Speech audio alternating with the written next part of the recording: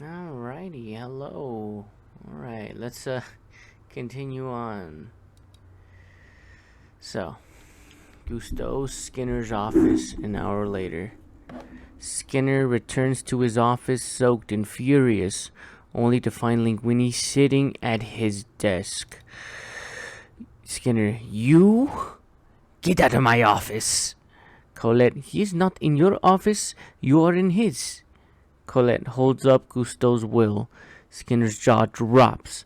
He looks at Linguini, who can only shrug with embarrassment. The front page of a newspaper spins into a close-up above a photo of Linguini. A deer in headlights look on his face. A headline reads, Rising Star Chef Declared Legal Owner of Gusteau's. Inside Skinner's, now Linguini's office day. Linguini is surrounded by the other cooks who raise flutes of champagne in a toast to their new owner. Laughing, Colette and Linguini hug, watching from the shadows. Remy smiles. Montage. A series of short shots to music illustrating A. Linguini's rise, B. Skinner's fall, and C. The happy changes to Gusteau's. Of various newspaper headlines, Linguini cancels frozen food. Gusteau's reign of lost star. Gusteau's regains a lost star. Linguini shows Remy their new large apartment. A disheveled Skinner alternates between spying on Gusteau's, looking for the rat in the kitchen, and stewing over the loss of his little empire, and the glowing press coverage of Linguini. See, Linguini and Colette raise the blinds in Skinner's old office, opening it to light and clear view of the kitchen. In the alley behind the kitchen, the cook symbolically burn the Gusteau standees, created to promote Skinner's hated frozen food line. All cheer as the flames rise higher. Dining area, Gusteau's, early evening, days later. Flashes, pops. Linguini sits at a table posing for photos. Several journalists hover nearby, shouting questions. Chef Linguini, Chef Linguini, your rise has been meteoric, and yet you have no formal training. What is the secret to your genius? Inside Linguini's toque, Remy reacts to the question, looking down at the head beneath him as if to say, Yeah, smart guy, what is your secret? Resume scene. Linguini, I'm Gusteau's son. It's in my blood, I guess. Reporter, but you weren't aware of the fact until very recently. No, and it is resulting in your taking ownership of this restaurant. How did you find out? On Remy, his face says, Because I risked my neck. With Linguini, some parts of me just knew. Lamely trying it out. The Gusteau part. Under the toque, Remy tugs a hair tuft, causing Linguini to bop himself in the head with his frying pan. Reporter number 1. Where did you get your inspiration, Linguini? Inspiration? Again, Remy picks up his ear. Linguini, inspiration has many names. Mine is named Colette. Remy, what? With Linguini, an outraged squeak erupts from the inside Linguini's toque. Linguini quickly muffles Remy's squeaks with both hands as he sets his toque down on the table. Linguini sucks on his teeth, making a squeaking sound. Linguini, something stuck in my teeth. Office Ministry of Health Day. Drab and cluttered, a battered telephone rings at the desk of Nadar Lizard, a bored bureaucrat. He turns from a pile of paperwork and answers. Lizard, health inspector. Phone booth across from Gusteau, same time, anxious, unshaven, and wrapped in a trench coat that makes him look vaguely like a pervert. What the fuck? I never thought it would be described that way. Skinner peeks into a payphone as he stares at the line of dinner's customers across the street, waiting to enter Gusto's. Intercut as needed. Skinner, I wish to report a rat infestation.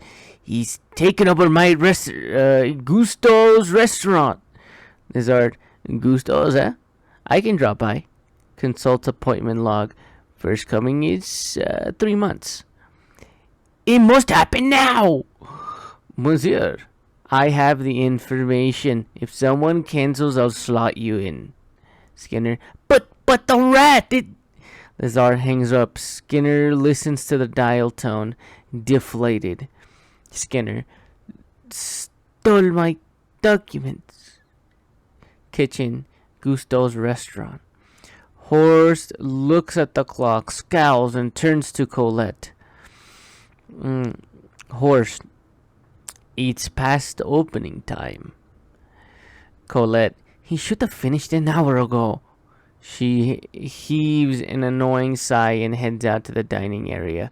Colette enters the swirl of activity to confront Linguini. He shoots her a cocky smile, offering her a glass of champagne. Linguini, bonjour, mon chéri. Join us. We were talking about my inspiration. Colette to journalist. Yes, he calls it his tiny chef. Linguini muffles another squeak of protest from under his toque. He shoots Colette a reprimanding look, leans in and says in a low, tight voice, Not that, dearest, I meant you. Just then the front door swings open, spilling cold light and air into the warmth of the restaurant. The press swings into attention to the tall, black-lit specter at the entrance, whispering his legendary name, Ego. He glimpses through them without acknowledging their presence, and stops in front of Linguini, who is still seated. Ego, you are Monsieur Linguini. Hello. Pardon me for interrupting your premature celebration, but I thought it only fair to give you a sporting chance as you are new to the game. Under the toque, Remy watches with fear and awe. Linguini, game? Yes, and you've been playing without an opponent, which is, as you may have guessed, against the rules. Resume scene. Linguini, you're Anton Ego. Ego chuckles, turning to the gallery, a lion almost sympathetic towards the sacrificial lamb. Ego, you're slow for someone in the fast lane. And you're thin for someone who likes food. The lamb bites back. A murmur of surprised delight ripples through the assemble. Ego's eyes flash. I don't like food. I love it. And if I don't love it, I don't swallow. Linguini swallows, upper and regained. Ego sniffs. I will return tomorrow night with high expectations. Pray you don't disappoint me. Ego turns and sweeps out of the restaurant. There is a heavy pause. Colette turns to assemble press. Colette, listen, we hate to be rude, but we're French and it's dinner time. She pulls Linguini from the table and heads to the kitchen. He calls back to the press an apology. Linguini, she meant to say it's dinner time and we're French. Head chefs. Moments later, Remy stands on the desktop, glowering at Linguini. Linguini, don't give me that look. You were distracting me in front of the press. How am I supposed to concentrate with you yanking on my hair all the time? Linguini sticks out his hand, offering Remy a now familiar ramp to his post atop of Linguini's head. Remy shoots Linguini in about time look, climbs up his arm and under his toque. Linguini, and that's another thing. Your opinion isn't the only one that matters here. Colette knows how to cook too, you know. Under the toque, the last straw, Remy grabs a hair and pulls too hard. Linguini, ow! Alright, that's it!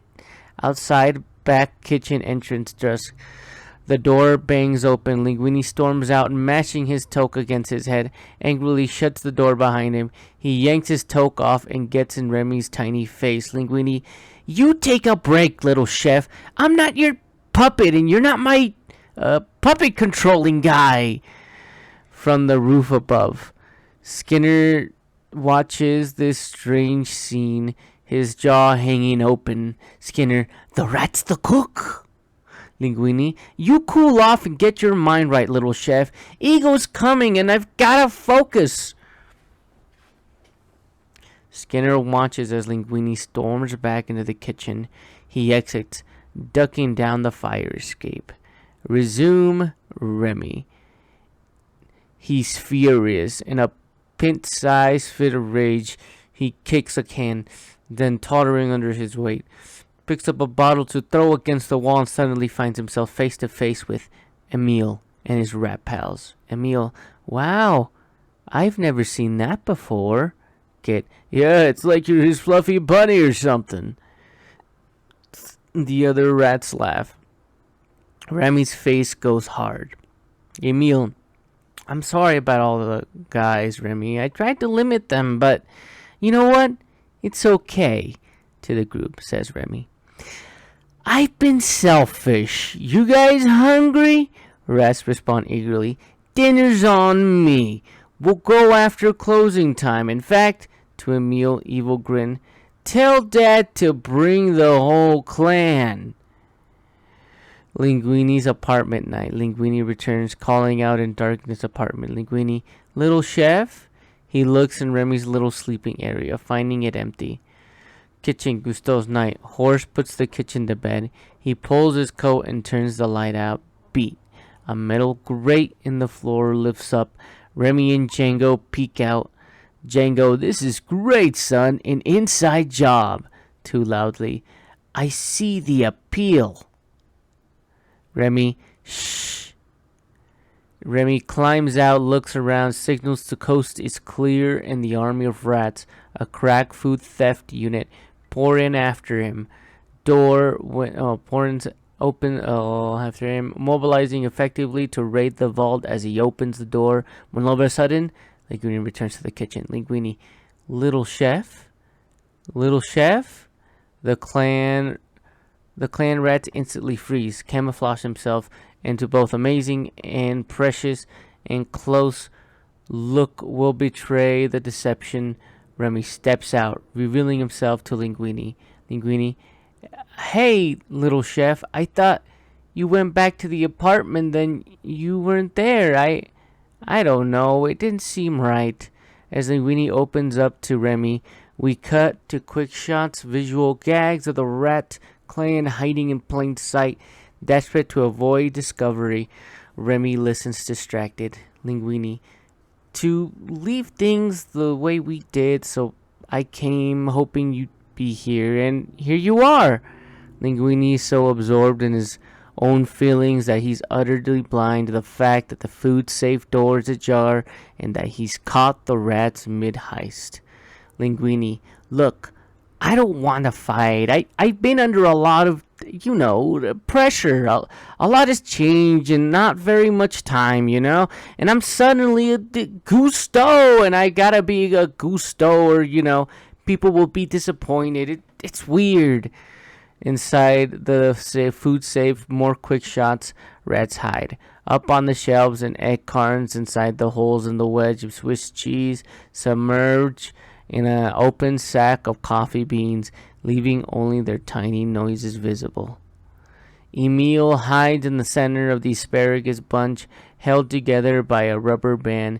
His eyes latch into the juicy bunch of grapes, which hangs literally in front of his face. Enticed, he leans forward just enough to get his lips around the end of the single grape, and slowly sucks it off the stem into his mouth, allowing it whole. Mmm. He glances up. Another grape beckons. Emil leans for it. Linguini, I've never disappointed anyone because nobody's ever expected anything of me, and the only reason anyone expects anything from me now is because of you. Remy listens to Linguini, shamed by his kind words. Linguini, I haven't been fair to you. You've never failed me, and I should never forget that.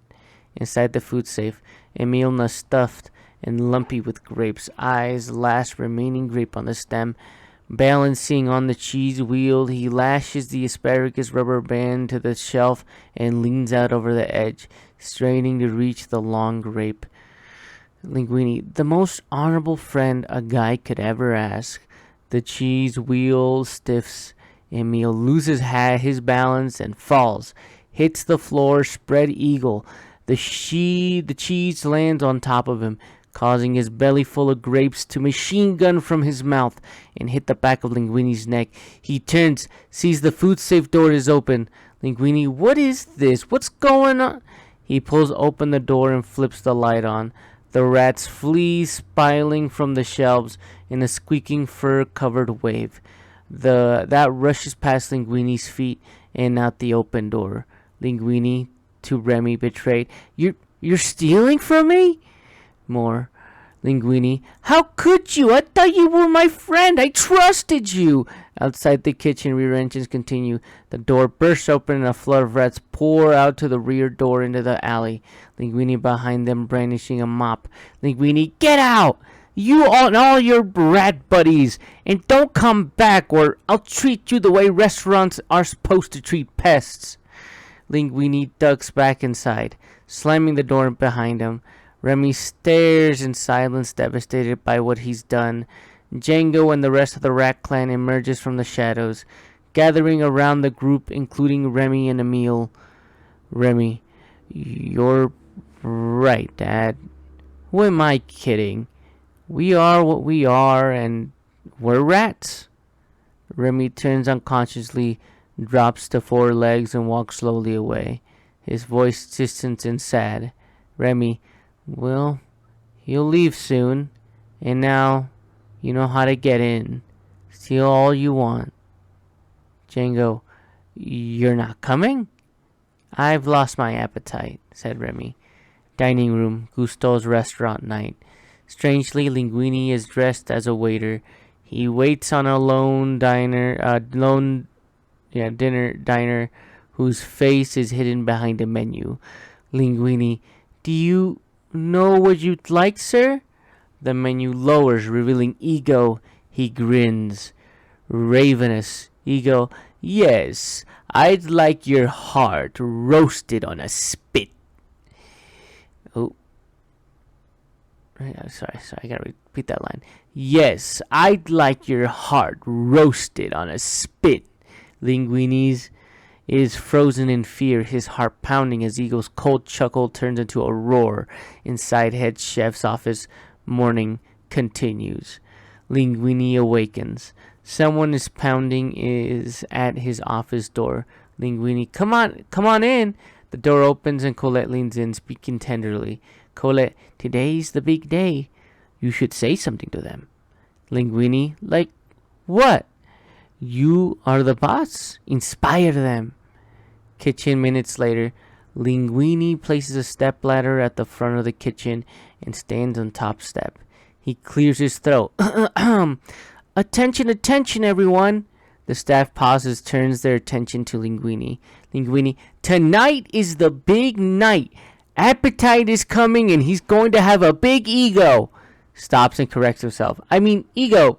He's coming, the critic. He's going to order something from our menu, and we'll have to cook it. Unless he orders something cold, like a salad. He's so me for real. The cooks exchange confused glances. Colette wills. This is not the inspiration she had in mind. Outside, rear kitchen entrance, Gusteau, same moment. Remy is watching this through the kitchen window. He sighs. Emil, Just can't leave it alone, can ya? Said Emile. Emile is by the trash. Remy hops down and walks over to him. Remy, you really shouldn't be here during restaurant hours. It's not safe. Emile, I'm hungry, and I don't need the food inside to be happy. The key, my friend, is to not be picky. Observe. Emile lifts the corner of a toppled over box, exposing a chunk of cheese. Emile chuckles, reaching for the cheese. Remy, no, wait! Remy grabs Emile's tail and pulls him clear. Hinge drops, trapping Remy inside a cage. Emile rushes to Remy, panicked. Emile, oh no! What will we do? I'll go get Dad! A shadow looms over them. Emile quickly hides. Skinner picks up the trap cage, grinning ear to ear. Skinner, you may think you are a chef, but you are still only a rat. Kitchen, same time. The cooks are sitting now, bored out of their minds. Linguini still talking. Sure, he took away a star last time he reviewed this place. Sure, it probably killed Goose Dad. Lalo softly to himself. Oh, this is very bad juju here. Oh. Linguini. But I'll tell you one thing. Mustafa burst through the dining room door, interrupting. Mustafa, Eagle's here! The air is suddenly sucked from the room. Cooks stand alert, frightened, sensing what is needed. Colette steps up. Colette, our nut ego is just another customer. Let's cook. An intent look sweeps the face of the staff. With a burst of grunts, cries, and hand claps, they return to work. Alright, that is it for today. Alright. I hope you guys had a great day. Bye-bye.